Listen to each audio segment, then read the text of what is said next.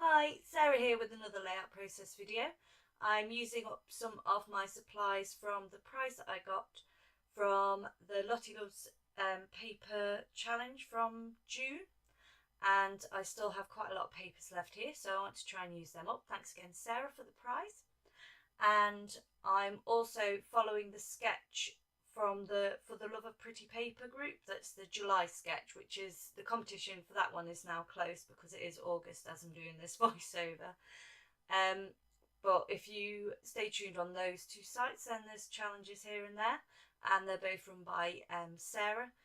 So if you want to go check them out, I'll be leaving links below to both of those. So for this layout, I am following a sketch which is two pictures on one side and then a third larger picture on the other, but I decide just to do my three pictures all the same size, but the general layout is the same as the sketch.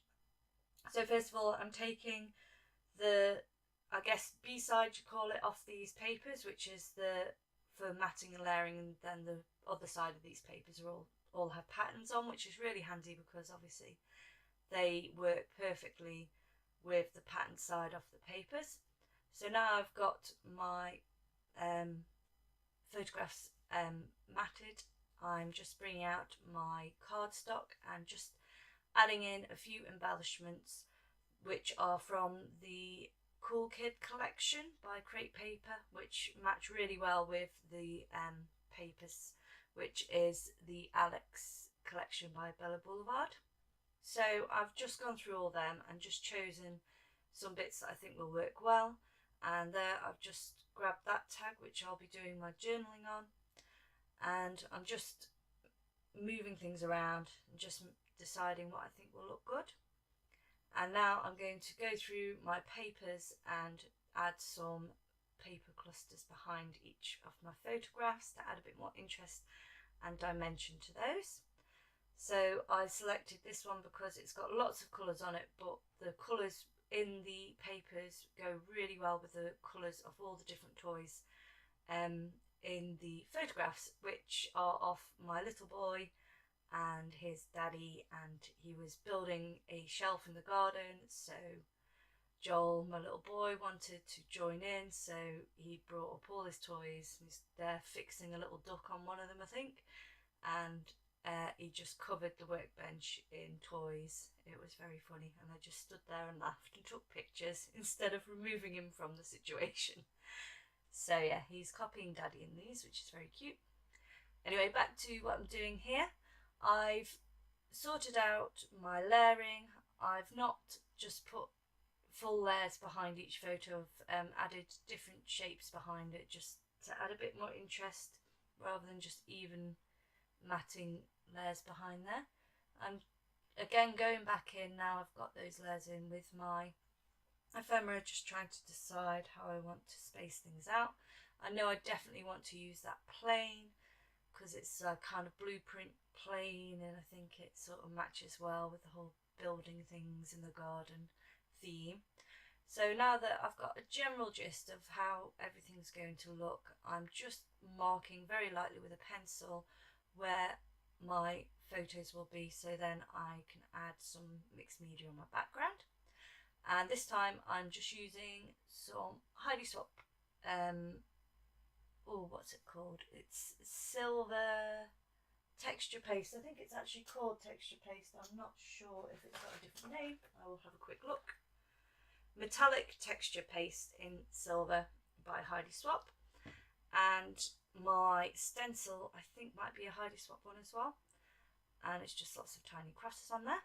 So I'm just adding a little bit where I think it will pop out nicely from behind the photos, and as you can see, it's all nice and shimmery. And now just on top of that, I'm adding some silver Heidi Swap colour shine, because obviously the colours work absolutely perfect together, and I do think metallic silver works really well with the sort of boy layout and boy colours in general. Plus there's a bit of grey in my papers which matches well as that too, and there's also silver highlights to the ephemera. So I'm going to add some twine that's white and silver to my tags there. The top tag is just a pattern, and then underneath I will write my journaling, which will then be at least partially hidden by the top tag, because I don't particularly like my handwriting at all. So that's what I'm just writing there, just a little bit about what's going on in the pictures. And I also decide that I need to pop up my photos, so I'm just grabbing some cheap foam from the kiddie section in Hobbycraft and just trimming it down, and then I just stick it to the back of my photos just to add a bit of height to them to draw them off the page, and doing the same for the other one. And adding some glue to them. As you can see, if I've got a smaller piece, I just add little bits, just piece it together in a little bit of a jigsaw and just add those on there. Now I'm just adding some wet glue to actually stick them down, because it's over the top of texture paste and it's an uneven surface. I find that wet glue tends to adhere stuff down quite a lot better.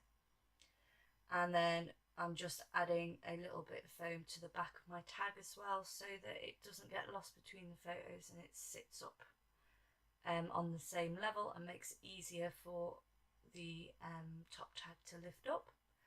Now the fun bit, I'm just coming in with lots and lots of tiny word stickers and different embellishments and deciding where I want them all to go.